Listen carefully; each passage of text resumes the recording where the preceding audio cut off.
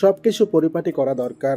ভাবনাগুলো মাথায় ঘুরছিল বেশ কয়েকদিন যাবৎ, কিন্তু কোথায় যেন জড়তা একগাদা সংকোচের পাহাড়। অবশেষে পাহাড় ডিঙিয়ে সবকিছু আগলে ধরার পালা। তিরু ঘুম থেকে উঠে লেগে পড়েছে কাজে। ও অনেকদিন যাবৎ ভেবেছে এই সংসারটা তার পক্ষে ছাড়া সম্ভব নয়। অরণকে তালাক দিতে পারত, সিদ্ধান্ত অবধি গিয়েছিল। কিন্তু অরণ তো অনুতপ্ত, ক্ষমা প্রার্থী। ছেলেটাকে আরেকটা সুযোগ দিলে তো খুব বেশি অপরাধ হয়ে যায় না? তিরুকে হতাশ করছে না অরণ? এই যে এই বাড়িতে আসার পুরো আটটা দিন একদম চোখের পলকে কেটে গেল। অরণ এই কয়েকদিনে অনেকটা স্বাভাবিক হওয়ার চেষ্টা করেছে, তিরুকে পর্যাপ্ত সময় দিয়েছে।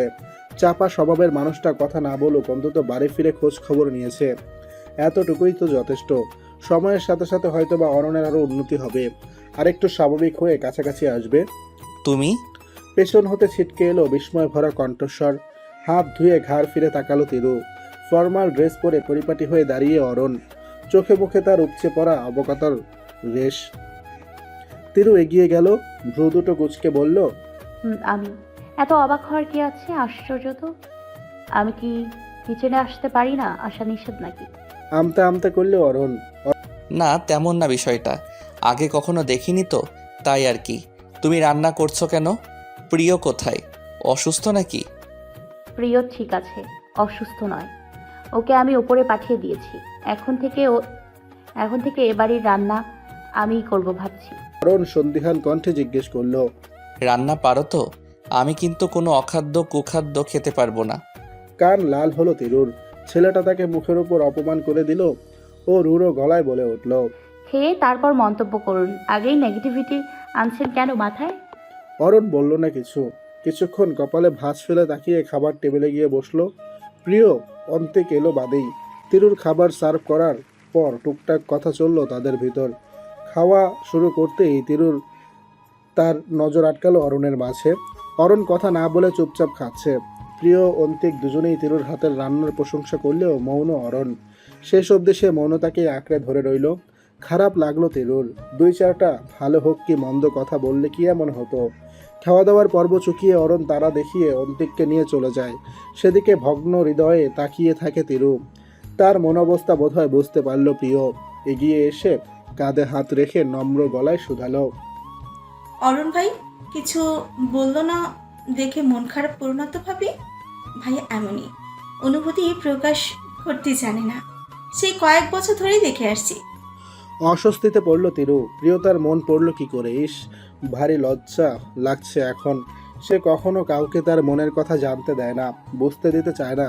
মনের অব্যক্ত কথা খুব কাছের মানুষ ব্যতীত কাউকে বোঝাতে চায় না। আপাতত কাছের মানুষের তালিকায় তানহা রয়েছেন। এই তালিকাতে না অরণ স্থান পেয়েছে আর না ইলি। প্রিয় চলে গেল। তিরু আরও কিছুক্ষণ সেখানেই ঠায় দাঁড়িয়ে রইল। কিবোর্ডে টাইপিংয়ে ব্যস্ত তিরু। লাইব্রেরিতে নিম্ন শব্দের ঝংকার। কক্ষ শীতল, আলো নেই, ল্যাপটপের মৃদু আলো ব্যতীত কক্ষ আধার। এসি অন করা থাকা সত্ত্বেও ঘামছে তিরু। ললাট জমেছে বিন্দু বিন্দু জল। সরু বলিরেখার উৎপত্তি হয়েছে। চিন্তায় মন আঁকুপাকু করছে, মিলছে না হিসাব। কোথায় যেন গড়বড়। টানা 4 ঘন্টা বিশ্রামবিহীন দেহ, তবুও টেনশনে ক্লান্তি আসছে না। চোখ দুটো কি নিদারুণ লালচে হয়ে। আরও কিছুক্ষণ সময় অতিবাহিত হলো। সমাধান মিলতেই হাঁপ ছেড়ে বাঁচল ও। নতুন চাকরি, প্রথমেই গরমিল দেখা দিলে বিষয়টা কেমন দেখায় না? চেয়ার ছেড়ে উঠতেই পা চিনচিন করে উঠল। বেশ সময় নিয়ে বসেছিল। রাত হয়েছে, 12:30 বাজে। অরণের তো এ সময় এসে যাওয়ার কথা ছিল। ছেলেটা কি এখনো বাড়ি ফিরেনি? ফিরলে তো তিরুর সাথে দেখা করে আসা মাত্রই। অভ্যাসে পরিণত হয়েছিল।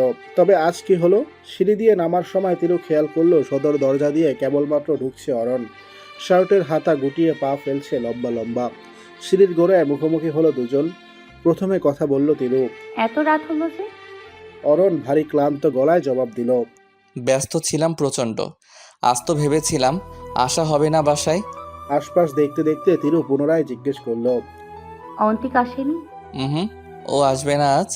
কদম ফেলে সামনে এগোতে নিচ্ছিল তিরু। অমনি তার হাত খপ করে ধরে নিজের কাছে নিকটে অরণ প্রশ্ন ছুড়ল, তোমাকে এত ক্লান্ত দেখাচ্ছে কেন? কি করছিলে এতক্ষণ? অফিসের কাজ ছিল, ওগুলোই করছিলাম। ভ্রু নাচালো অরণ, বলল, রাতে রান্না করেছো তো? সকালে তো বেশ বলছিলে এখন থেকে তুমি রান্না করবে। সলজ্জে নতজন হলো তিরু। ইস কি সাংঘাতিক লজ্জা! সকালে বড় গলায় বলল আর তা পূরণ করা হলো না। মাথায় ছিল না তার। এসেই ব্যস্ত হয়েছে অফিসের কাজে। বাসার সবাই এখন খাবারটা কি? মুখশ্রী পাংশুটে বর্ণের হলো, চেহারায় শোভা পেল মলিনতা। ইটস ওকে তিরু, এভাবে কষ্ট পাওয়ার কিছু হয়নি। রান্নার কাজটা আমি মনে করি তুমি না করাই বেটার। মাঝে মধ্যে শখের বসে ইটস এনাফ, বাট অন্যান্য সময় প্রিয়কেই না হয় এই কাজটা করতে দাও। বেচারা এ বাড়িতে থাকতে না হলে আনইজি ফিল করবে। ওকে আমি কোনো জব করতে দেইনি। ও দুর্বল প্রকৃতির বলে জেদ ধরে রান্নাবান্নার দায়িত্বটাও ও নিয়েছে। আমি নিষেধ করিনি। এখন যদি এই কাজটা তুমি করো তাহলে ও আমার কাছে জব করার আবদার করবে, যেটা আমি চাচ্ছি না। মেয়েটা অসুস্থ তিরু, বছরের বেশিরভাগ সময়ই ও সিক থাকে। ডাক্তার সবসময় ফ্রি থাকতে বলেছে। চাপ নেওয়া নিষেধ ওর। আর এখানে জব করা মানেই হাজার হাজার প্রেশার নিজের কাঁধে তুলে নেয়া, যা তুমি জানো। আমি ওকে আমার আপন বোনের মতো স্নেহ করি। আমার বোন আমার এত টাকা পয়সা থাকতে কেন কষ্ট করতে যাবে বলো তো? আশা করি আমি তোমাকে বোঝাতে পেরেছি। জি বুঝেছি। ছোট্ট করে প্রতিউত্তর করলো তিরু। ওপরে যেতে নিয়ে কি ভেবে যেন তিরুর সন্নিকটে এলো অরণ। তিরুর কাঁধ চেপে ধরে অধর ছোঁয়ালো কপালে।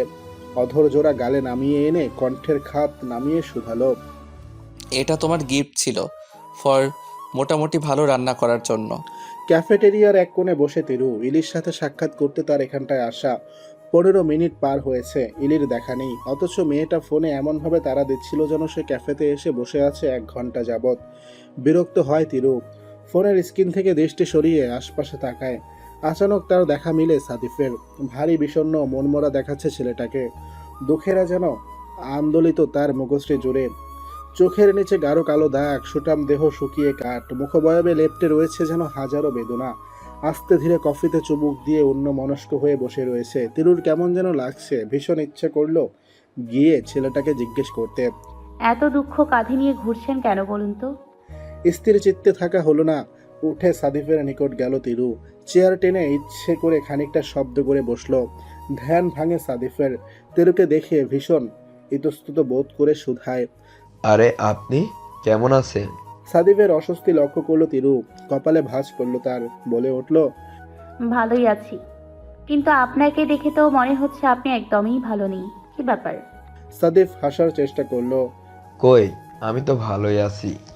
মিথ্যা বলবেন না সাদিফ। আপনার চেহারা দেখে স্পষ্ট বোঝা যাচ্ছে আপনি ঠিক নেই। এমনকি এখন আপনাকে ছোট্ট একটা বাচ্চা দেখলেও সেও বলে দিতে পারবে আপনি আপসেট। কি হয়েছে খুলে বলুন আমায়। আমি তো আপনাকে হেল্প করতেও পারি নাকি? সাদিফ এ পর্যায়ে পূর্বের মতো বিষণ্ণতা আঁকড়ে ধরল নিজের চেহারায়। তিরুর কথায় ভরসা খুঁজে পেল। বুকটা ভার ভার লাগছে। অন্তঃকরণে জমে থাকা কথা কাউকে বলা দরকার। একটু শান্তি দরকার। কণ্ঠের খাদ নামিয়ে নিষ্প্রাণ কণ্ঠে সাদিফ বলল। একা হয়ে পড়েছি। রাদীপ আপনার সাথে যা করলো, তারপর আমি আমার লাইফের সব কিছু হয়ে গেছে অবিনষ্ট। রাদীপ কেমন তা জানতাম আমি, কিন্তু ও যে এতটাই জঘন্য কাজ করে বসবে তা আমি কখনো ভাবতেও পারিনি তিরো। আমি অত্যন্ত দুঃখিত রাদীপের তরফ থেকে। লজ্জিত আমি। ও আমার ভাই হতো তিরো। যেমনই হোক, কখনো সে আমায় কষ্ট দিত না। বড় ভাইয়ের মতো আমায় আগলে রেখেছে রাদীপ। নতুন একটা জীবন দিয়ে আমাকে বেঁচে থাকার স্বপ্ন দেখিয়েছে প্রত্যেকটা দিন রাত। ও যখন বাড়িতে ফিরতো আমরা আড্ডা দিতাম, গিটার বাজিয়ে গান গাইতাম। আমার মন খারাপের সময়গুলোতে ও আমার মন ভালো করে মরিয়া হয়ে যেত। বহুদিন অবধি আমি ভালোবাসা থেকে বঞ্চিত ছিলাম রাদীপের জন্য। আমি ভালোবাসা পেয়েছি মায়ের মতো খালামণি, একটা ঘর পেয়েছি। কিন্তু যখন রাদীপ এই ঘটনা ঘটালো, তারপর জেলে নিয়ে গেল পুলিশ। মেয়েদের সাথে এরকম অপরাধ করার জন্য বেশ কয়েক বছর জেলেও থাকবে, এবং এটা ওর প্রাপ্য। আই নো, বাট কোথাও আমার ওর জন্য কষ্ট হয় তিরো। রাদীপ জেলে যাওয়ার পর খালামণিও আমার সাথে সম্পর্ক ছিন্ন করে দেন, কারণ তিনি ভাবেন সবকিছু আমার জন্য হয়েছে, আমিই দায়ী। আমার জন্য আপনার আর রাদীপের পরিচয়টা হয়েছে। বর্তমানে আমি কোনো রকম দিনপাত করি, সৃষ্টিকর্তার নিকট নিজের মৃত্যু প্রার্থনা করি। একা থাকা ভারী কষ্টের তিরো। একাকিত্ব কারো জীবন না আসুক। অ্যাকচুয়ালি পৃথিবীতে প্রত্যেকটা মানুষ কিছু না কিছু যাদের জীবনের সুখ কোনোদিনই আসে না। আমি হচ্ছে সেই মানুষদের কাতারেই পড়ি। সময় নিয়ে লম্বা শ্বাস ফেলল সাদিফ, চোখ দুটো জলধারা পরিপূর্ণ। নিজেকে সামলে হেসে বলল, ভালো থাকুন তিরু, খুব সুখে থাকুন। দোয়া রইল আপনার জন্য। আসি তবে। বিল পে করে সাদিফ চট জলদি পা বাড়ালো। তিরু তখন নির্জীব, সাদিফের চলে যাওয়া দেখছে। এই ছেলেটা তার কেউই না, তবুও কেমন খারাপ লাগা কাজ করছে। ছেলেটা কি কখনোই সুখী হবে না? পৃথিবী ও আওড়ালো। পৃথিবী, তুমি ছেলেটার দুয়ারে একটুখানি সুখের পরশ লাগাও, একটুখানি শান্তি দাও ওকে। ভালো মানুষগুলো কেন সবসময় দুঃখী হয়ে যাবে? প্রিয়কে টুকটাক সাহায্য করছিল তিরু। মলিন হয়ে রয়েছে মুখশ্রী। মন খারাপের কারণটা অবশ্য সাদিফ। ওর কথা মাথায় আসলে বুক ভারী হচ্ছে, খারাপ লাগছে প্রচণ্ড। সাদিফের অতীত সম্পর্কেও অবগত। ছেলেটা কতই না কষ্ট পেল ফেলে আসা দিনে। এখন একটু কি সুখ পাবে না? বাসায় ফেরার পর ঘন ঘন কিচেনে যাতায়াত করছে অরণ। তিরুকে স্বাভাবিক দেখাচ্ছে না। মেয়েটা আজ সে বাড়ি ফেরার পরও একবার রুমে গেল না। শেষে অধৈর্য হয়ে নিজেও বেরিয়ে এসেছে অরণ। নিষ্প্রভ তিরুকে দেখে চমকেছে ও। মেয়েটার হলোটা কি? কাজের মাঝে হঠাৎ পেছন তাকালো প্রিয়। অরণকে দর্শন করা মাত্রই শুধালো, কিছু লাগবে ভাইয়া? উফ, মাথা ধরেছিল একটু। কফি হবে? এক্ষুনি দিচ্ছি, তুমি ততক্ষণে রুমে গিয়ে বসো ভাইয়া। মাথা নাড়ালো অরণ। শেষবারের মতন তিরুর পানে তাকালো। মেয়েটা পেছন তাকিয়ে তাকে একটু দেখলো না অবধি। কেমন গায়ে লাগলো বিষয়টা। পা ফেলে জায়গাটা ছেড়ে রুমে চলে গেল ও। কফি বানানো শেষ হতেই প্রিয় তিরুর কাঁধে হাত রাখলো। আলগোছে কান থেকে ইয়ারপড খুলে তিরু জিজ্ঞেস করলো, কিছু বলবে প্রিয়? শিওর, আমার কাছে দাও। অরণের আজ খোঁজ খবর নেওয়া হয়নি। নিজের খামখেয়ালি পনাতে বিরক্ত হলো তিরু। ভাবনায় ডুবে থাকা দুনিয়া ভুললে চলে? অরণ কি ভাবছে কে জানে। আপনার কফি। অরণ শার্টের টপ দুটো বোতাম খুলে সবেমাত্র গা এলিয়ে দিয়েছিল বিছানায়। চোখ দুটো ক্লান্তিতায় মুদে এসেছে। তিরুর কণ্ঠ শ্রবণ মাত্রই চট করে উঠে বসলো। ভ্রু কুঁচকে তিরুকে আপাতমস্তক দেখে নিয়ে বলল, তোমার হয়েছেটা কি বলো তো? অরণের হাতে কফির মগ দিয়ে তিরু তার পাশে বসলো। প্রশ্ন ছুড়ল, এই কথা বলছেন কেন? আমি আবার কি করলাম? মুখে এমন অমাবস্যার প্রলেপ কেন? কি হয়েছে? তেমন কিছু না। তিরুর শুকনো উত্তরটা শুনে অরণ মগে ঠোঁট ছোঁয়ালো। তিরুটা ভীষণ জেদি, চাপা, অনেকটা তার মতোই। নিজের অনুভূতি কাউকে জানতে দিতে চায় না। নিজেকে কেমন খোলসে আবৃত্ত করে রাখে। আগে না হয় সে অন্যরকম ছিল, কিন্তু এখন তো খানিক বদলেছে নাকি? তিরুটা এখনো তার সাথে সহজ হতে পারল না, বিশ্বাস করতে পারল না। ওকে বলতে হবে না, সবাইকে তো আর সব কিছু বলা যায় না। I understand. কণ্ঠে কেমন অভিমানের ছোঁয়া। তিরু ঠোঁট বাঁকিয়ে হাসলো। অরুণ কেমন মেয়েদের মতো অভিমান করে বসে। মাঝে মাঝে হাসি পায় তার। নিজেকে স্বাভাবিক করে সাদিফের ব্যাপারটা খুলে বলে সে। অরুণ মন দিয়ে শোনে পুরোটা। শেষে শুধায়, আমাকে একটু পরিচয় করিয়ে দিও তো ওনার সাথে। তিরু অবাক হলো। কেন, আপনার সাদিফকে দিয়ে কাজ কি? তুমি যা যা বললে এতে মনে হলো উনি বর্তমানে খুব ডিপ্রেসড। আর মানুষ সব থেকে বেশি ভুল করে ডিপ্রেশনে থাকলে। এই মুহূর্তে ওনার সুইসাইড করার চিন্তা ভাবনা আসতে পারে আই থিঙ্ক। এমন সময় ওনার একটু মেন্টালি সাপোর্ট প্রয়োজন, যেটা আমি দিতে চাচ্ছি। মানুষ তো মানুষের জন্যই, তাই নয় কি? আমি ওনাকে হেল্প করতে চাই। বিমোহিত হলো তিরু। অরুণ ছেলেটা সম্পূর্ণরূপে আলাদা। সে শুধু একদিকে নয়, সব দিক নিয়েই ভাবে। পারফেক্ট দায়িত্ববান ছেলের সংজ্ঞা তিরুর জানা নেই, কিন্তু এই উপাধিটা যদি অরণকে দেওয়া হয় তবে বোধহয় খুব বেশি ভুল হবে না। তিরু নম্র কণ্ঠে বলল, আজ আপনার মা বেঁচে থাকলে অনেক খুশি হতেন জানেন। আপনাকে নিয়ে অনেক গর্ববোধ হতো তার। অরণ এই কথার পরিপ্রেক্ষিতে কেবল দীর্ঘশ্বাস ফেলল। হাতের কফি মগটা বাড়িয়ে দিল তিরুর পানে। এখনো অর্ধেকটা কফি বাকি। তিরু তা দেখে বলে উঠল, আরে সবটুকু শেষ করুন, অযথা ফেলবো কেন? এতটুকু তোমার? আমার? হ্যাঁ, আমার সব কিছুতেই তোমার অধিকার আছে। অর্ধেকাংশ আমার আর বাকিটা তোমার, কিন্তু এই আমিটা কিন্তু সম্পূর্ণরূপে তোমার। তিরু লাজুক হাসল। অরণ মুগ্ধ নয়নে শুষে নিল তার লাজুকলতার লজ্জা পাওয়ার লহমা। তিরু ল্যাপটপে ব্যস্ত, হাতের আঙুল ব্যস্ত ভঙ্গিতে চলছে কিবোর্ডের উপর। ফোনে নোটিফিকেশন এলো, ইমেল এসেছে।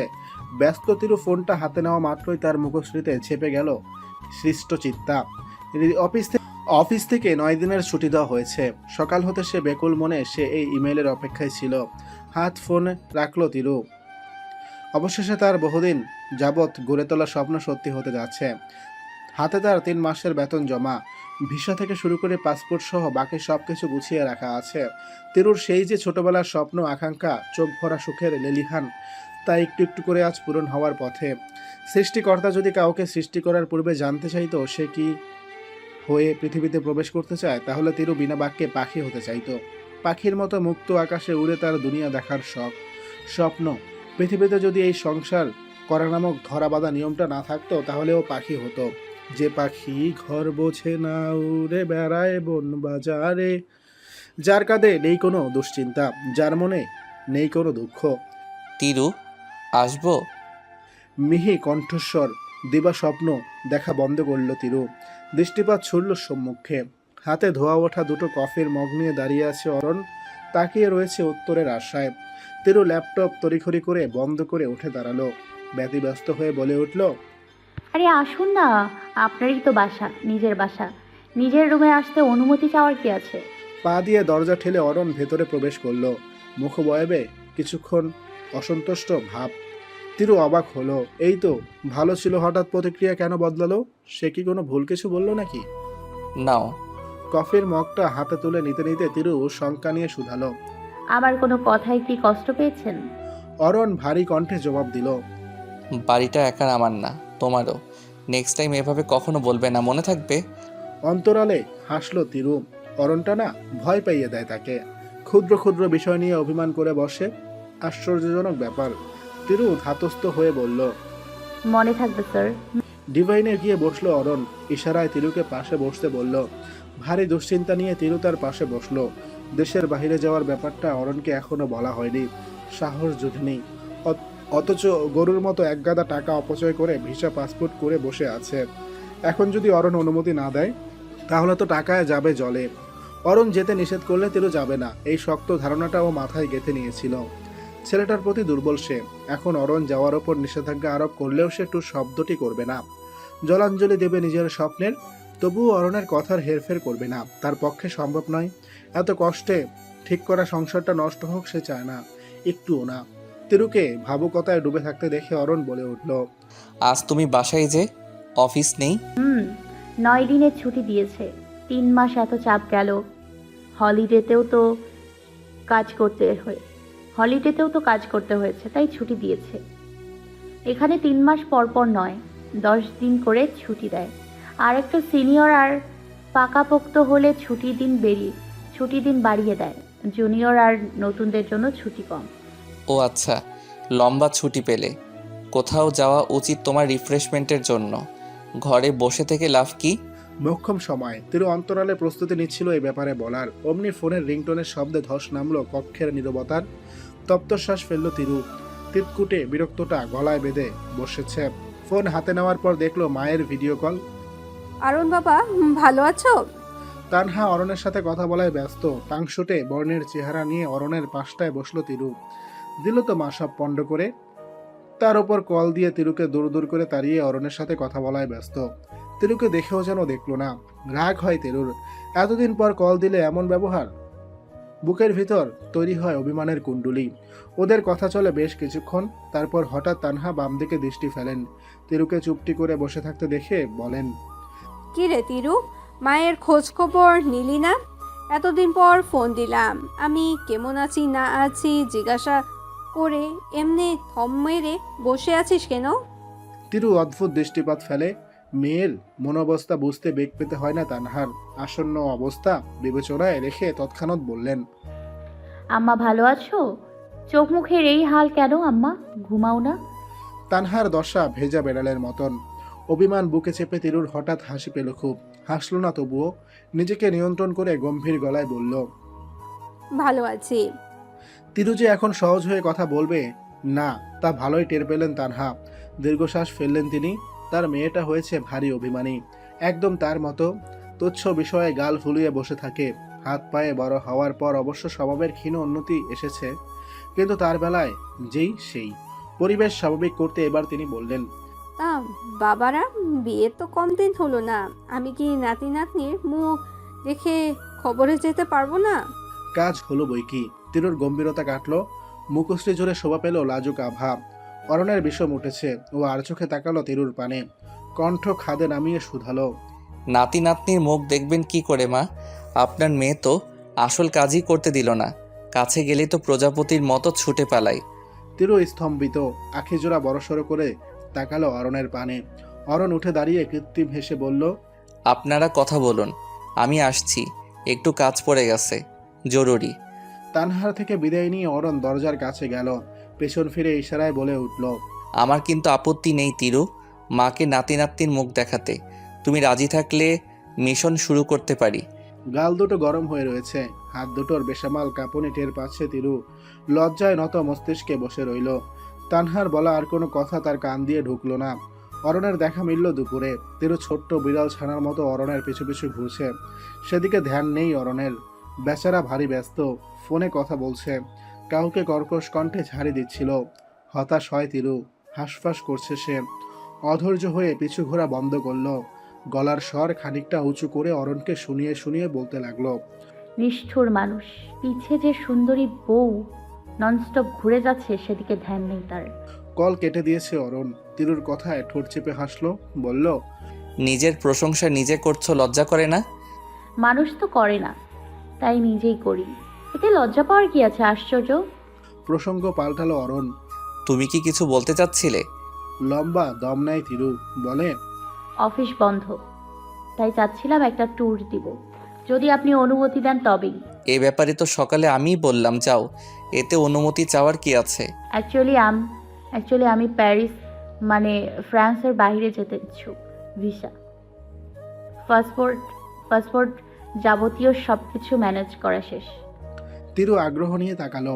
অরণ মৌন, তার মুখশ্রী ভার হয়ে যায়। নিজেকে ভৎসনা করলো তিরু। ইস, কেন যে অরণকে না জানিয়ে এসব বাড়াবাড়ি করতে গেল? ছেলেটা কি ভাবছে এখন? অরণের প্রতি উত্তরের আশায় তৃষ্ণার্ত কাকের মতো তাকিয়ে রইল তিরু। বক্ষস্থল তার শুকিয়ে কাঠ। নরম তুলতুলে বিছানা, দুধের মতো সাদা চাদরটা আষ্টে পৃষ্ঠে সেটে আছে বিছানার সাথে। হলদেটে রঙা রোদ্দুর বিছিয়ে আছে সাদা সাদা চাদরে।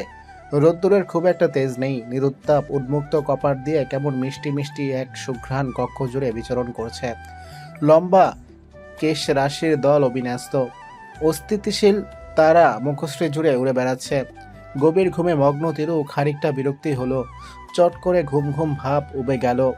বাহির থেকে চাপা হৃষ্টচিত্ততার কলরব। আলসেমি নিয়ে উঠে বসলো, হাত দুটো টান টান করে আর মোড়া কাটালো। চোখ দুটো খুলে স্পষ্টত দৃষ্টি তার সম্মুখে নিক্ষেপ করতেই ঠোঁটের করে থাকা মৃদু হাসিটা চওড়া হলো। বক্ষ জুড়ে বইল শীতল হাওয়া। ভ্যাটিকানে আসার আজ পূর্ণরূপে একদিন পেরোলো তার। সেদিন অরণ অনুমতি দিয়েছিল, নিজেই তদারকি করে ছোটাছুটি করে তিরুকে পাঠালো শেষে। আসার পথে যদিও বা খুশির বদলে অন্তরাল ভার ছিল। কারণটা বোধহয় দুর্বলতা, অরণের প্রতি দুর্বলতা তার। ভ্যাটিকানে পৌঁছে হোটেলে একটা দিন ঘুমিয়েই কেটেছে। এতটা ক্লান্ত ছিল। কান এটো করা শব্দ হলো। তিরু চটপট পা থেকে তুলতুলে কম্বলটা সরিয়ে ছুটলো। হোটেলের একজন কর্মচারী এসেছে ব্রেকফাস্ট দিতে। ছেলেটা খাবার দিয়ে চলে যেতেই তিরু ফোন নিয়ে বসলো। অরণকে একটা কল দেওয়া দরকার। একবার দুবার রিং হতেই ফোন রিসিভ হলো। কি ম্যাডাম, মনে পড়লো আমায়? ভ্যাটিকান নিশ্চয়ই, অর্ধেক দেখা শেষ। পাংশুটে গলায় তিরু জবাব দিল, অর্ধেক না ছাই, ঘুমিয়েছিলাম আমি, পৌঁছেছি দুপুরে, এরপর আর হোটেল থেকে বের হইনি। অরণ ভারী অবাক কণ্ঠে জিজ্ঞেস করলো, অদ্ভুত, তুমি যেমন এক্সাইটেড ছিলে, ভেবেছি গিয়েই ব্যাগ ট্যাগ ফেলে ছুটবে বাহিরে। টায়ার্ড ছিলাম প্রচুর, তাই আর কি, এখন খেয়ে বের হব। আচ্ছা। তিরু হাঁসফাঁস করছে। অরণকে একটা কথা বলা দরকার, কিন্তু জড়তা সংকোচের প্রকোপে কণ্ঠনালী দিয়ে শব্দ উচ্চারিত হচ্ছে না। শেষে বহু চেষ্টা করে ম্লান কণ্ঠে বলল, আপনিও চলে আসুন না অরণ, আপনারও তো ছুটি কাটানো হয় না কখনো, এখন এলেই তো পারেন। অরণ কিঞ্চিত হাসলো, বলে উঠল, পাগল, রেস্টুরেন্টে কত চাপ, তাছাড়া পাসপোর্ট ভিসা এসব কি আর এক দুদিনে হয়ে যায় নাকি মেয়ে? অপরাধ বোধে মোচড় দিয়ে উঠল অন্তঃকরণ। তিরু শূন্যে ফেললো দৃষ্টি। ভুলটা তার, দোষটাও তার। কি হতো অরণকে কথাটা আগে বললে? ছেলেটা তো খারাপ নয়, তিরুকে যথেষ্ট সম্মান করে, তার চাওয়া পাওয়া সব কিছুই পূরণ করার চেষ্টা করে, কখনো কোনো কিছুতে না বলেনি। ভারী আফসোস হলো তিরুর। অবশ্য এখন আফসোস করেও বা কি, কিছু তো আর ঠিক হওয়ার নয়। কোনো কিছু মুখে না বললেও ফোনের এপাশ থেকে অরণ কিভাবে যেন তিরুর মন অবস্থাটা বুঝতে পারে। পরিস্থিতি স্বাভাবিক করতে সে নিম্ন কণ্ঠে শুধালো, আপসেট হওয়ার কিছু নেই তিরু, আমি সাথে নেই তো কি হয়েছে, মুহূর্তটা এনজয় করার ট্রাই করো। সব সময় সাথে কারো থাকা লাগবে বিষয়টা এমন না। একা থাকা, একা ঘোরাফেরায় এক ধরনের আলাদা আনন্দ রয়েছে, ফিল করার চেষ্টা করো তা। আমি তুমি একসাথে ভবিষ্যতে অনেক ঘোরাঘুরি করতে পারবো, হতে পারে খুব শীঘ্রই। আমাদের হানিমুনটাও কিন্তু এখনো হয়নি, এবং তোমাকে বড় আদর করাটাও হয়নি। আমি যে কি পরিমাণ পেইনি আছি তিরু। শেষোক্ত বাক্যদ্বয় টেনে বলল অরণ। বাক্রুদ্ধ তিরু, কোথাকার কথা কোথায় টেনে নিয়ে গেল এই ছেলে, আশ্চর্য। তড়িঘড়ি করে কল কেটে দিল, বুকে হাত রেখে শ্বাস টানছে। আপন মনে সে স্বগতোক্তি করল, অরণটা দিনকে দিন অশ্লীল হয়ে যাচ্ছে। ছি, কথার কি সেফ, মাবুদ আল্লাহ। পৃথিবীর সব থেকে ছোট দেশ ভ্যাটিকান সিটি। বলা বাহুল্য ঢাকা শহরের থেকেও 600 গুণ ছোট এই দেশ। মাত্র 121 একর জায়গা নিয়ে এই ছোট্ট দেশটির উৎপত্তি। এই দেশ ইতালির রোমের মাঝে অবস্থিত স্বাধীন এবং সার্বভৌম রাষ্ট্র। এই দেশের জনসংখ্যা মাত্র 806, কিন্তু গড়ে প্রায় 25,000 মানুষ প্রতিদিন এখানে ঘুরতে আসে। তিরুর ইচ্ছে ছিল ঘোরাঘুরির এই যাত্রাটা শুরু করবে এই ছোট্ট দেশটার মাধ্যমেই। ভ্যাটিকানে সে কেবলমাত্র 2 দিন থাকবে, এরপর রম শহরটা ঘুরে দেখেই ফিরবে প্যারিস। সকালের নাস্তা শেষ করে তিরু চটপট বের হলো। উদ্দেশ্য সেন্ট পিটারের ব্যাসিলিকা। পৃথিবীর সব থেকে বড় চার্চ হিসাবে এটিকে গণ্য করা হয়। পৌঁছাতে কিছুক্ষণ সময় লাগলো তার। চার্চে প্রবেশের পর ঘুরে ফিরে সবটা দেখতে লাগলো বিমুগ্ধ নয়নে। চার্চের দেয়ালে কারুকাজ করা, চার্চের সিলিং গোল প্লেটের কাজ করা, আশপাশের বেশ কিছু স্ট্যাচু রয়েছে। চার্চ ঘুরে দেখতে বেশ খানিকক্ষণ লাগলো তেরুর। পুরোটা দেখা শেষ হলে চটজলদি বেরিয়ে এলো। বেলা পড়েছে। আশেপাশের আরও কিছু জায়গা দেখে হাঁটতে হাঁটতে হোটেলে ফেরার সিদ্ধান্ত নিল ও। ভ্যাটিকান খুব ছোট্ট দেশ হওয়ার দরুন দেখার মতো জায়গা খুব অভাব। তবে কিছু জায়গা রয়েছে যেগুলো আকর্ষণীয় হলেও সেখানে প্রবেশের অনুমতি নেই জনসাধারণের কিংবা পর্যটকদের। কেবলমাত্র সেখানে কাজ করলে কিংবা কোনো দেশের প্রধানমন্ত্রী হলে স্পেশাল ইনভাইটেশনের মাধ্যমে ভেতরে যাওয়া যায়। তিরু তার হলিডের প্ল্যান এভাবেই তৈরি করতে চাচ্ছিল, যাতে একসাথে অন্ততপক্ষে দুটো দেশ দেখা হয় তার। অবশ্য এটা অন্যান্য হলিডেতে সম্ভব নয়, কারণ ভ্যাটিকান সিটির মতো এত ছোট দেশ আর নেই।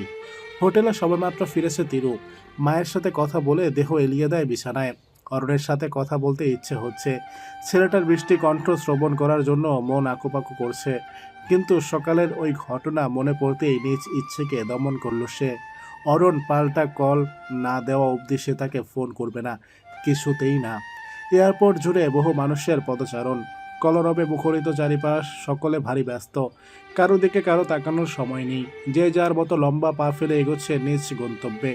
তাদের মাঝে কেবল একটি জড় পদার্থের ন্যায় দাঁড়িয়ে আছে একটিমাত্র মানুষ, তিরু। এত এত মানুষের ভিড়ে তার কেমন যেন অসহায় অনুভূত হচ্ছে। অস্বস্তিতে গাঁট হয়ে রয়েছে মন প্রাণ।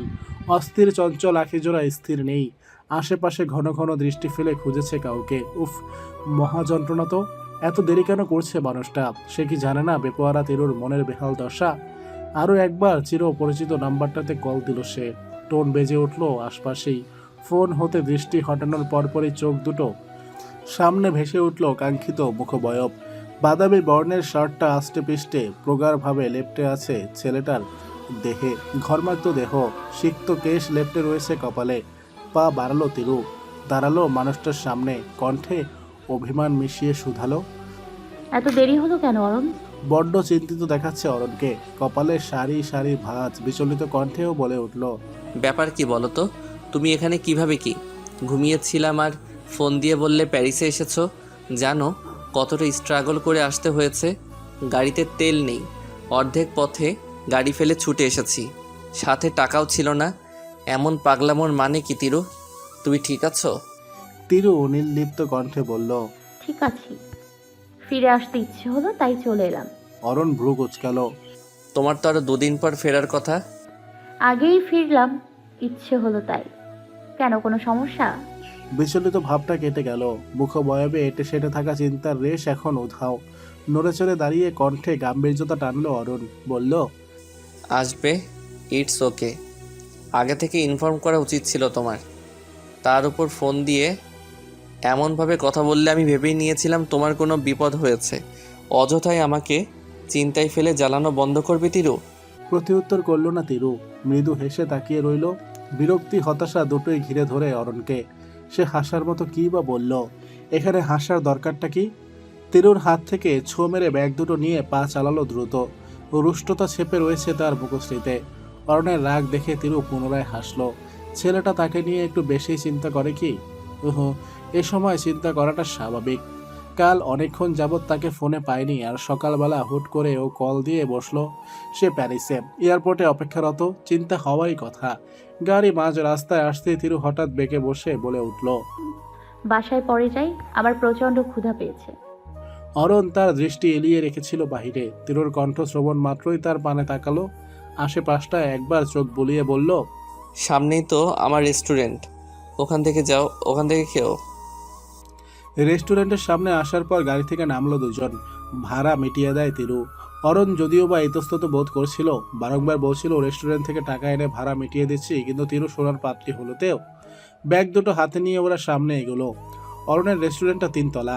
ফার্স্ট ফ্লোর শুধুমাত্র coffee corner, second floor food corner এবং থার্ড ফ্লোরে যাবতীয় মালামাল রাখার পাশাপাশি রয়েছে দুটো রুম। একটি রুম যেখানে হতে পুরো রেস্টুরেন্টের নিরাপত্তা নিশ্চিত করার জন্য বসানো সিসিটিভি ফুটেজের জন্য তৈরি করা কন্ট্রোল রুম। দ্বিতীয় বিশাল আলিশান রুমটা তৈরি করা হয়েছে অরণের জন্য। সেখানে বসেই যাবতীয় কার্যক্রম পরিচালনা করে থাকে সে। লিফটে করে অরণ তিরুকে নিজের কেবিন রুমটাতেই নিয়ে এলো। তাদের সাথে রয়েছে আরও দুজন। ওই দুজন মূলত ওয়েটার। এখানকার এক ভার্সিটিতে পড়াশোনা করছে। পড়াশোনার পাশাপাশি এখানে পার্ট টাইম জব করে ওরা। কাঙ্ক্ষিত স্থানে পৌঁছে ব্যাগ দুটো নির্দিষ্ট স্থানে রেখে খাবারের অর্ডার নিয়ে ওরা দুজন চলে গেল। তিরু গিয়ে বসলো সোফায়। ক্লান্ত গলায় আদেশ করলো, এসি অন করুন জলদি। থাই গ্লাস টেনে দিয়ে অরণ এসি অন করে হাত থেকে রিমোটটা পাশে ফেলে এগিয়ে বসে তিরুর নিকটে। অতঃপর সুধায়, এভাবে হুট করে চলে আসার কারণটা স্পষ্টত বললে না কিন্তু তিরু। দাগর দাগর চোখ দুটো দিয়ে অরণকে একবার আপাতমস্তক দেখে নিল তিরু। পরপর মুছে নিল চক্ষু জোড়া। জ্বালা করছে চোখ দুটো। তপ্ত শ্বাস ফেলে ও শকতিক্ত করল, আপনাকে কিভাবে বোঝাই আমার হুট করে ফিরে আসার কারণটা একমাত্র আপনি। আপনার বড্ড জ্বালাচ্ছিলেন, আমার বড্ড জ্বালাচ্ছিলেন আপনি। জ্বালিয়ে পুড়িয়ে একাকার করে ফেলেছেন, অতিষ্ঠ হয়ে তাই ফিরে আসা আপনার তরে। রোমে তিরু ছিল 3 দিন। ঘুরে ফিরে দিন কাটছিল তার। তবে এতদিনের পূরণ হওয়া স্বপ্নের জন্য যে অনুভূতিটা তার প্রথমবার তৈরি হয়েছিল তা উবে গেছে অরণকে ছেড়ে আসার পরদিনই। বিষয়টা উপলব্ধি করেছে তিরু দেরিতে। ঘুরে ফিরে যখন ক্লান্ত শ্রান্ত দেহটা নিয়ে হোটেলে ফিরে আসতো, ভীষণ ক্লান্ত চোখ দুটো যখন একটুখানি ঘুমোতে চাইতো, ঠিক তখনই অরণটা এসে জ্বালাতন করত। তিরুকে ঘুমোতে দিত না। ঠিকমতো ঘুম না হওয়ার দরুন বেহাল দশা ছিল তার। অতঃপর সে উপলব্ধি করলো এই যে ছিমছাম গড়নের সুঠাম দেহের পুরুষটা, একে ছাড়া তার জীবন অচল। সে একদম ভেঙে পড়বে অরণের ছায়াটা যদি তার আশেপাশে হতে সরে যায়। তিরুর উত্তর না পেয়ে ওকে আর ঘাটালো না অরণ। চুপচাপ উঠে গেল। থাক না, মেয়েটা তার মতো ফিরে এসেছে, তারই তো ভালো। এই যে এই কয়েকটা দিন সে প্রাণহীন শুষ্ক বৃক্ষের মতো ছিল, এবার তার জীবনের প্রাণ নিজে এসে দুয়ারে করা নিয়েছে, এটাই তো যথেষ্ট নাকি? খাওয়া দাওয়া শেষ করে তিরু প্রায় ঘন্টা খানেকের মতো ওখানে বসে থাকতে হলো। অরুণ কাজে ব্যস্ত ছিল, বাড়ি ফেরার সুযোগ নেই। তাকে অবশ্য বলেছিল বাড়ি চলে যেতে, কিন্তু কিন্তু তিরু শুনলে তো একসাথে ফিরবে বলেছে, ওইটাই তার শেষ কথা। চলো তিরু, অন্তিক গাড়ি নিয়ে এসেছে। নিচে নামার পর অন্তিক হাসি মুখে এগিয়ে এলো। তিরুকে দেখা মাত্র চটপট জিজ্ঞেস করলো, ভালো আছেন ভাবি? কতদিন পর দেখলাম, সুস্থ আছেন তো? তিরু নম্র গলায় জবাব দিল, ভালো আছি অন্তিক, তুমি ভালো আছো? আলহামদুলিল্লাহ ভাবি। আলাপচারিতা শেষ করে ওরা গাড়িতে উঠে বসলো। পৌঁছাতে বেশ খানিকক্ষণ সময় লাগলো। বাড়ি থেকে এই রেস্টুরেন্টের দূরত্ব বেশ ভালোই। রাত হয়েছে। বাড়ি ফিরে প্রিয়র সাথে কিছুক্ষণ কথা বলে তিরু উপরে এলো। অরণ তখন পোশাক পাল্টে ঘুমানোর প্রস্তুতি নিচ্ছে। তিরুকে দর্শন করার পর শুধালো, ফ্রেশ হয়ে এসে ঘুমিয়ে পড়ো, রাত হয়েছে। জি। তিরু হাতে পোশাক নিয়ে ওয়াশরুমে ঢুকে পড়ল। তড়িঘড়ি করে শাওয়ার নিয়ে বেরোতেই দেখলো রুম অন্ধকার, অর্থাৎ অরণ ঘুমে কুপোকাত। হাতের তোয়ালে নির্দিষ্ট স্থানে রেখে বিছানায় গেল সে। বাহির হতে আসা রশ্মিতে অরুণের ঘুমন্ত মুখশ্রী স্পষ্ট দেখা যাচ্ছে। আচানক কি যেন হলো তিরুর। নিয়ন্ত্রণ হারিয়ে সে টপাটপ অরুণের গালে চুমু দিয়ে বসলো। ততক্ষণে চোখ খুলে নিয়েছে অরুণ। দৃষ্টিতে তার বিভ্রম, আকাশ সম লজ্জা। সংকোচ নিয়ে তিরু দূরে যেতে নেবে, তৎক্ষণাৎ তাকে আষ্টে পৃষ্ঠে আঁকড়ে ধরে অরুণ। কানের কাছে ফিসফিস করে মিহি কণ্ঠে শুধায়, আজ অন্তত দূরে যেও না তিরু, আই নিড ইউ।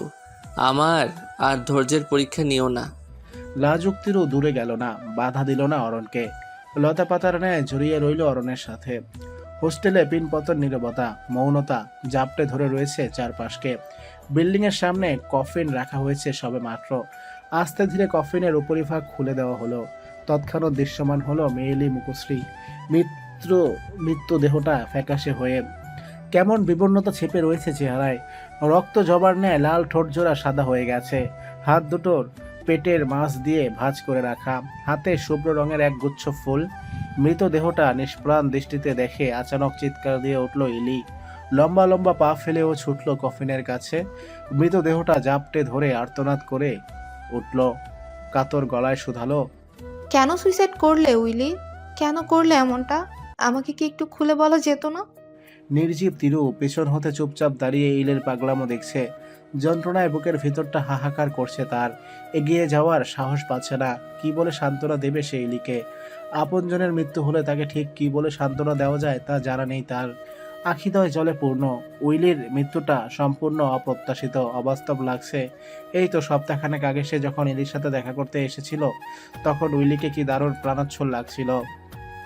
মাত্র কয়েকটা দিনের ব্যবধানে ঠিক কি এমন হয়ে গেল যে হুট করে আত্মহত্যা করে বসলো? ইলির নিকট এগিয়ে যাওয়ার সময় তিরু হঠাৎ ভিড়ের মধ্যে হতে চাপা গুঞ্জন শুনতে পেল। নিজের ইচ্ছেতে বয়ফ্রেন্ডের সাথে ফিজিক্যালি ইনভলভ হয়ে এখন হুদায় মরে গেল এই মেয়ে। এর জন্য এখন আমাদের বেশ কয়েকদিন পুলিশি ঝামেলা বয়ে বেড়াতে হবে। বিরক্তিকর।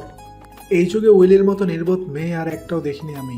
পার্সোনাল ভিডিও ফাঁস করার হুমকি দিয়েছে তো পুলিশে কমপ্লেন করতেও। অযথা মরে গিয়ে ঝামেলা বাড়িয়ে দিল। এখনকার এই সময়ে মেয়েদের জন্য আইন কতটা কড়া তা কি জানতো না উইলি? এমন আরো সব উদ্ভট কথাবার্তা শুনে তিরুর মাথা ধরে গেল। একটা মানুষ এখানে মারা গিয়েছে, সেই মানুষটাকে নিয়ে এমন নেতিবাচক কথাবার্তাকে শোভা পায়? এদের কি ন্যূনতম চেতনাবোধ অব্দি নেই? আশ্চর্য। উইলির সুইসাইডের কারণ তার বয়ফ্রেন্ড। ঠিক এমনটাই জানতে পেরেছে তিরু। মেয়েটা ভুলবশত কি স্বেচ্ছায় তার বয়ফ্রেন্ডের সাথে গভীর সম্পর্কে লিপ্ত হয়েছে। পরিশেষে তার বয়ফ্রেন্ড উইলির খুব অন্তরঙ্গ ছবি আর ভিডিও পাঠিয়ে ব্ল্যাকমেল করার চেষ্টা করেছে। টাকা চেয়েছিল ছেলেটা। অত টাকা ছিল না উইলির। দিশেহারা হয়ে, দিক বিদিক শূন্য হয়ে শেষে পৃথিবী ছেড়ে চলে যাওয়ার সিদ্ধান্তটাই নেয় ও। তবে এমন বানোয়াট কাহিনী মেনে নিতে পারছে না ইলি। উইলি যতটাই খারাপ হোক, বাজে হোক, অন্তত এভাবে গভীর সম্পর্কে যাবে না। ও তো রিলেশন করে টাইম পাস করতে। উইলি এমনটাই বলে ইলিকে আশ্বস্ত করে আসছিল। তবে তিরুর মতবাদ এখানে ভিন্ন। বাহিরে চলাফেরা করার সময় সে দেখেছিল উইলিকে। ও ঠিক কতটা কাছাকাছি যেতে পারে ছেলেদের। রাস্তার মাঝেই অশ্লীলতা তা তিরুর চোখে পড়েছিল। কিন্তু ও তো উইলিকে সর্বসময় কঠিন হৃদয়ের শক্ত একটা মেয়ে মনে করত। তবে এমন কি হলো যে উইলিকে সুইসাইডের পথটাই বেছে নিতে হলো? ফোন বাজছে। তিরু ভিড় ঠেলে বিরান স্থানে এলো। অরুণ কল দিচ্ছে। ছেলেটা এর আগেও বেশ কয়েকবার ফোন দিয়েছে, ধরার সুযোগ হয়নি তার। এবার না রিসিভ করলেই নয়। সমস্যা কি তোমার তিরু? তিরু ফাঁকা ঢোক গিলল। অরণ্যের কণ্ঠ শুনে মনে হচ্ছে ছেলেটাকে সামাল দেওয়া কঠিন হয়ে পড়বে। নিশ্চয়ই এখন কয়েকটা কড়া কথা শোনাবে তাকে। আমার তো কোনো সমস্যা নেই। আমার কোনো সমস্যা থাকতে যাবে কেন বলুন তো? যেখানে আমার কাছে আছে আপনার মতো আদর্শবান, চারিত্রিক গুণাবলী সম্পন্ন, কেয়ারিং একজন স্বামী। অরুণ নিচের ঠোঁট কামড়ে ধরল। এই যে অসময়ে তিরুর ফাজলামো করার স্বভাবটা, এটা একদমই পছন্দ নয় অরুণের। বলে বলেও ক্লান্ত। কিন্তু এই ঘাড়তারা মেয়েটা পাত্তা দিলে তো। সে কঠিন কণ্ঠে বলে উঠল, ফ্ল্যাট করছো? এমন সিরিয়াস মোমেন্টে এসব কথাবার্তা মানায় বলো তো? মানায় না? আচ্ছা থাক, আর বলবো না। কি বলতে ফোন দিয়েছিলেন বলে ফেলুন। ফোন ধরছিলে না কেন? কণ্ঠে কাঠিন্যতা, গম্ভীরতা টানলো তিরু। বলল, এখানে একজন মারা গিয়েছে অরুণ। আমি কিছুই এখানে আপনার ফোন ধরার জন্য বসিনি। আমি নিশ্চয়ই এখানে আপনার ফোন ধরার জন্য বসিনি। ব্যস্ত ছিলাম। ইলি ননস্টপ কাঁদছে, ওকে সামলাতে হচ্ছে। আমি ছাড়া ওর আছেই বা কে বলুন তো? এর সময় ওর পাশে থাকা রেখে আমি যদি আপনার সাথে ফোনে হাঁসের মতো প্যাক করতে থাকি, তাহলে বিষয়টা কেমন বিশ্রী দেখায় না বলুন? অরণ শীতল গলায় শুধালো। তুমি সেফলি পৌঁছেছো শুধুমাত্র এই মেসেজটা শুনতে চেয়েছিলাম আমি। ধরা পড়ে আমতা আমতা করলো তিরু। আচ্ছা বলে খট করে কল কেটে ব্যাগে পড়ল।